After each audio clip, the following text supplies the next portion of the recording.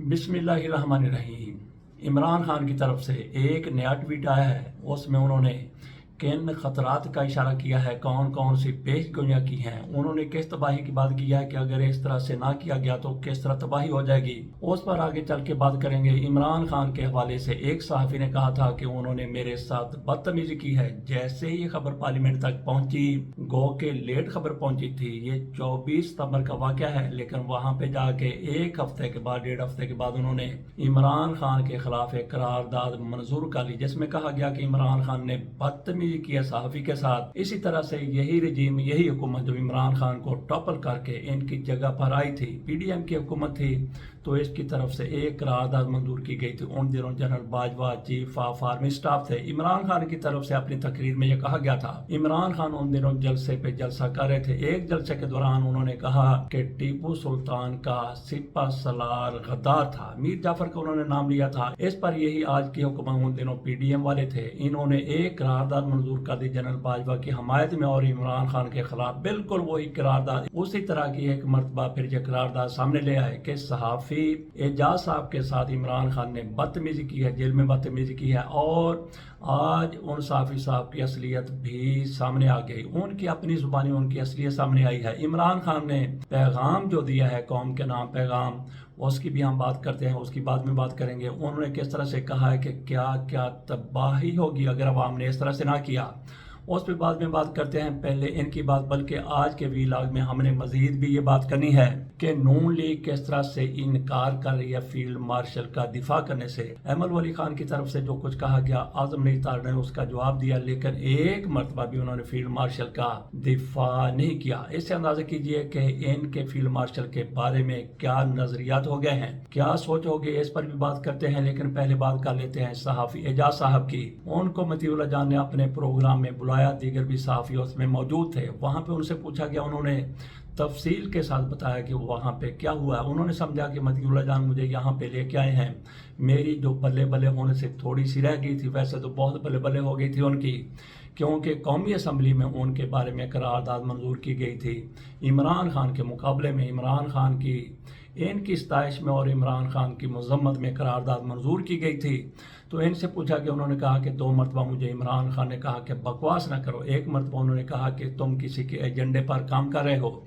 इसी को इनकी तरफ से समझ लिया गया कि इमरान खान ने मुझे गालियां दी हैं। लोग ये समझे थे कि इमरान खान ने पता नहीं किस तरह की कौन सी गलीज गालियां दी है, लेकिन उन्होंने कहा कि 2 मरतबा उन्होंने मुझे कहा कि बकवास ना करो। एक मरतबा उन्होंने कहा कि तुम किसी के एजेंडे पर यहाँ पे आते हो। उन्होंने कहा कि मैंने सवाल ये किया था जब वो बुशरा बेगम की बात कर रहे थे कि उनको किस तरह से जेल में रखा जाता है, उनके साथ किस तरह से बुरा सलूक किया जाता है। तो मैंने सवाल किया कि पीपल्स पार्टी वाले कहते हैं, अपनी तरफ से वो कहते हैं, मैंने नहीं बात की। मैंने कहा कि पीपल्स पार्टी वाले कहते हैं कि फरियाल तालपुर को भी आपने गिरफ्तार करने का हुक्म दिया था और वो पिम्स हॉस्पिटल में दाखिल थी, वहां से आपने कहा था कि उनको उठाओ, उनको जेल में ले जाओ, और ऐसा ही हुआ कि उनको हॉस्पिटल से जेल मुंतकिल किया गया। तो वो कहते हैं इस पर इमरान खान ने कहा कि बकवास ना करें। मुझे नहीं लगता कि इमरान खान ने ऐसा कोई हुक्म दिया होगा। बहरहाल उस साफी की तरफ से यह कहा गया, उन्होंने कहा इस पर मुझे इमरान खान ने कहा कि बकवास ना करो। फिर एक मरतबा फिर ऐसी कोई बात हुई, फिर उन्होंने कहा कि जिस तरह वो दूसरे साफियों से पूछ रहे थे कि बताएं इस हवाले से आपकी क्या राय है, मेरी बारी आई तो मैंने भी बात की। तो फिर इमरान खान ने मुझे ऐसे ही कहा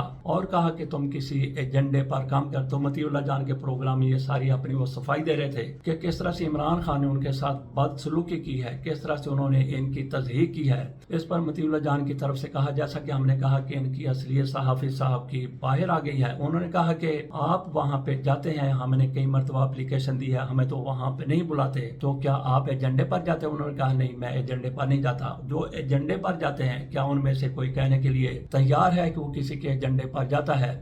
लेकिन मतीउल्लाह जान ने बार बार यही सवाल किया कि आप लोगों को बुलाते हैं, मुझे नहीं बुलाते, इसको नहीं बुलाते, उसको नहीं बुलाते, हालांकि कोर्ट रिपोर्टर हैं, आप चले जाते हैं, आप कैसे चले जाते हैं? इसका उनके पास कोई तशफ़ी जवाब नहीं था।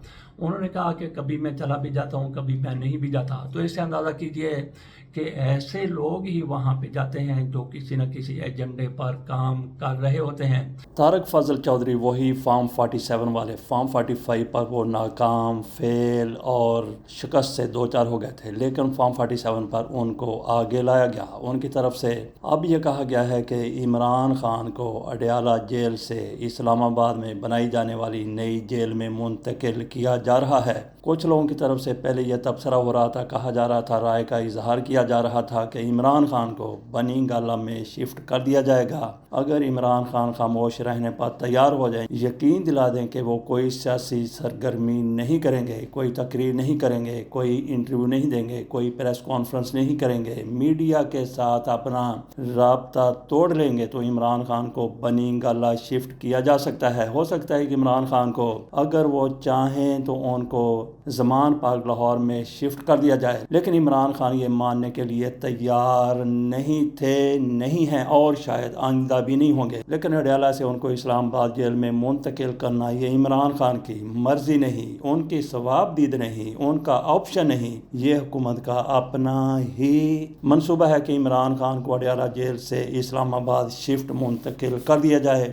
ان کی منتقلی کب ہوتی ہے؟ کل طارق فضل چودھری کی طرف سے یہ کہا گیا تھا، لیکن اس کے بعد ابھی تک کوئی پیش رفت نظر نہیں آئی۔ اگر عمران خان کو آج، کل، پرسوں یا اس ہفتے میں اڈیالہ جیل سے اسلام آباد شفٹ کیا جاتا ہے تو یہ کوئی بڑی حیران کن بات نہیں ہوگی اور نہ ہی عمران خان کو یہ کوئی ریلیف فراہم کر سکے گی۔ چلتے ہیں عمران خان کے پیغام کی طرف، جو ان کا پیغام میڈیا میں آیا ہے، ٹویٹر پر آیا ہے، اس میں انہوں نے کیا کہا ہے۔ ان کے ساتھ ملاقات ہوتی ہیں، توشہ خانہ کیس کے حوالے سے بھی انہوں نے بات کی ہے کہ ان کے ساتھ کیا کچھ ہو رہا ہے۔ یہ پہلے سن لیجیے عمران خان کیا کہتے ہیں، اس کے بعد پھر اگلی خبر کی طرف چلیں گے۔ جس طرح سے اعظم نذیر طارق صاحب کی طرف سے وزیر قانون ہے، فیلڈ مارشل کے دفاع سے انکار کیا گیا ہے، اس پر بعد میں بات کرتے ہیں۔ پہلے عمران خان۔ توشہ خانہ 2 کا جھوٹا کیس عدالت میں تیزی سے آگے بڑھایا جا رہا ہے، حالانکہ چند ہفتے قبل اس کیس کے مرکزی سرکاری گواہ کو عدالت میں جھوٹا ثابت کر دیا گیا تھا۔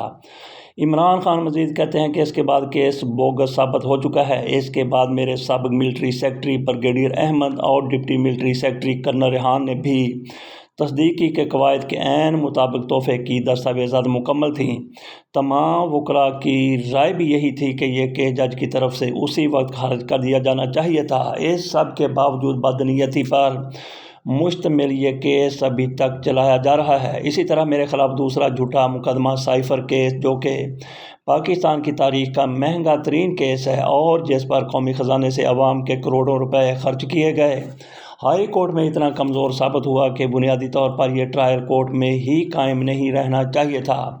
تیسرا مقدمہ القادر یونیورسٹی کے خلاف بنایا گیا۔ القادر ایک فلاحی تعلیمی ادارہ ہے جس کا مقصد نوجوانوں کو بیک وقت سائنسی و مذہبی تعلیم فراہم کرنا ہے۔ یہ ادارہ سپریم کورٹ میں فنڈز آنے سے 1 سال قبل قائم کیا گیا تھا۔ ایک فلاحی ادارے پر بھونڈے سوالات اٹھا کر بے بنیاد کیس قائم کیا گیا، جو کہ ٹرائل کورٹ میں ہی ختم ہو چکا تھا۔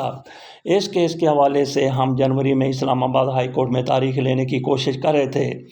اب چیف جسٹس اسلام آباد ہائی کورٹ جسٹس لوگر نے 10 ماہ بعد 16 اکتوبر کو اس کی سماعت مقرر کی ہے۔ توشہ خانہ 2 میں جج ارجمند کی جلد بازی کا مقصد بھی یہی ہے کہ پہلے توشہ خانہ 2 میں سزا دے دی جائے تاکہ اس کے بعد القادر ٹرسٹ میں ضمانت ہو بھی جائے تو بھی میری رہائی ممکن نہ ہو سکے۔ قابل غور بات یہ ہے کہ گزشتہ 12 سالوں میں توشہ خانہ سے متعلق 3 کیسز اسی جج کے پاس رہے۔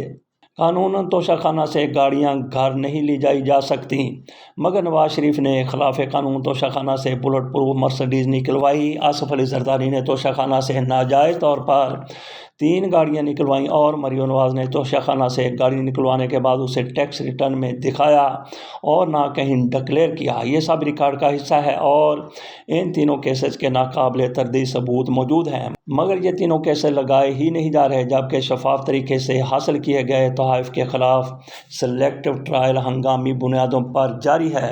عمران خان کہتے ہیں کہ القادر ٹرسٹ کیس میں چونکہ زلفی بخاری نے میرے خلاف جھوٹی گواہی دینے سے مسلسل انکار کیا، اس لیے انتقام کی سیاست کے تحت پاکستان میں موجود ان کی جائیداد کو نیلام کرنے کا عمل شروع کر دیا گیا ہے۔ یہ سیاسی انتقام کی بدترین مثال ہے۔ یہی لاقانونیت آسم لا ہے۔ اس وقت ملک میں آسم لا فیصلوں کی بنیاد ہے کہ اس کے حق میں یا خلاف گئے تو آپ کے ساتھ کیا سلوک رکھا جائے گا۔ جب آپ آسم لا کے ساتھ ہوتے ہیں تو آپ پر کرامات ہوتی ہیں۔ آپ کا گندم اتنا بڑا سکینڈل بھی ہو تو کوئی پوچھنے والا نہیں ہوتا۔